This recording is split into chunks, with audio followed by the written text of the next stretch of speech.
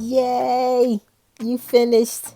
All your knitting is done, and now it's time to finish, to properly finish. I will admit that I am lazy and I don't normally wet block, but something like this, in my opinion, benefits from a good wet blocking. Use whatever type of soak you like. I like the Eucerin.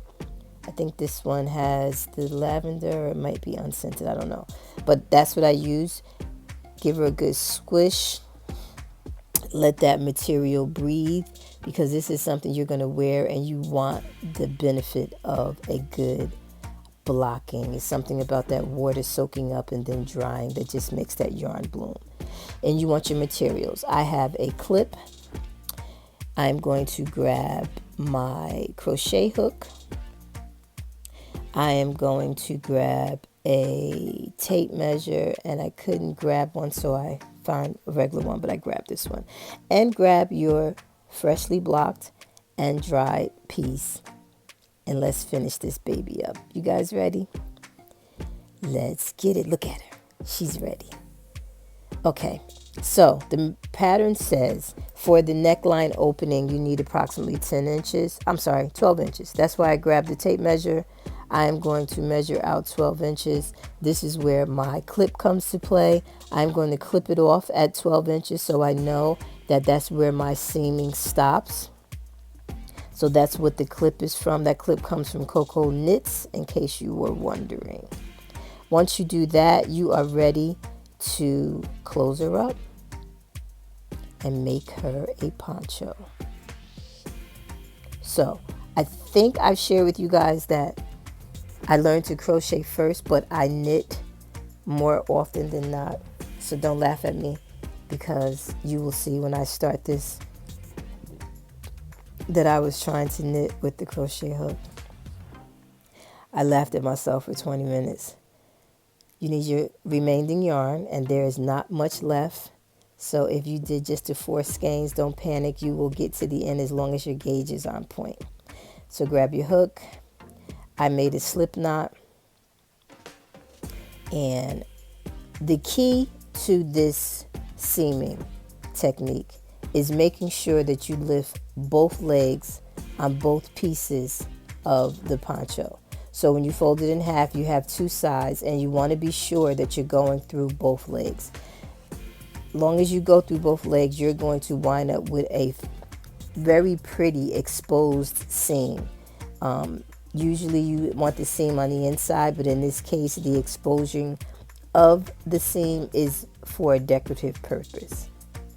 So you see where I'm carefully going through both legs of the 2 stitches on either side of the material. But you also see that I'm trying to knit. I'm holding the yarn the way I would when I knit. Face palm. But you want to put your needle through, your hook through both legs, pull the yarn through, and then pull the yarn through the loop on the hook.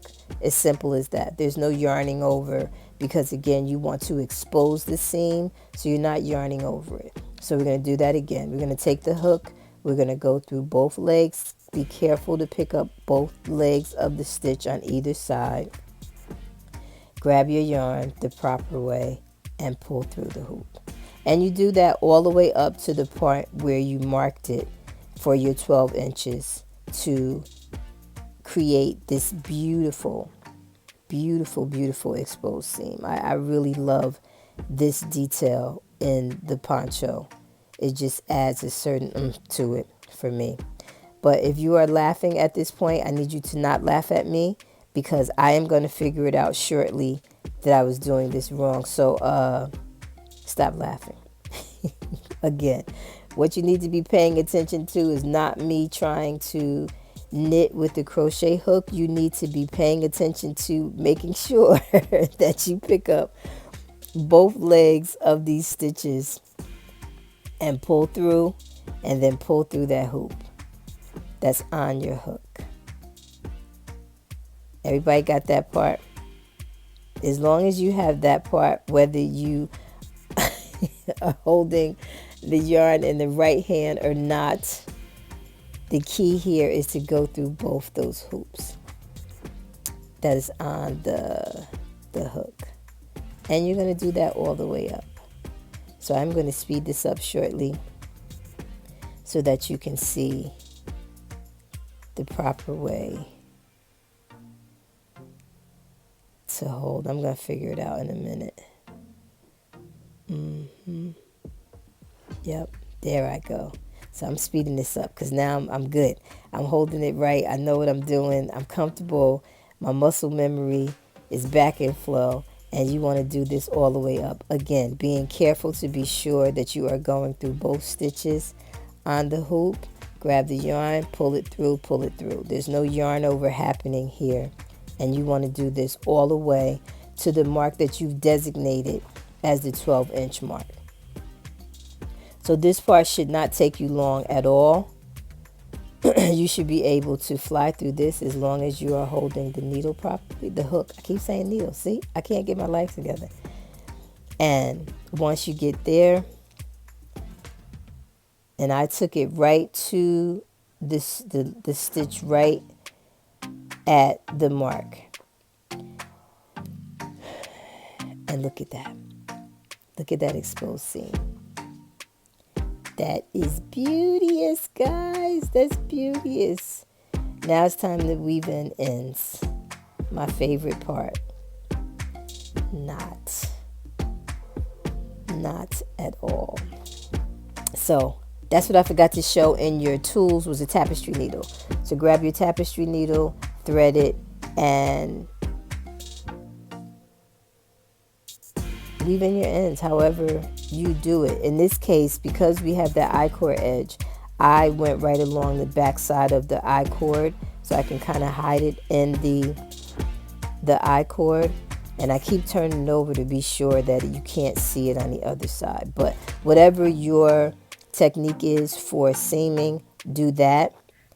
And then put that baby on and dance. Thank you guys so much for participating in this, my first knit along. Do me a favor, make sure that you put your finished objects in the FO thread on Ravelry so that you can be included in the giveaways. Thank you guys.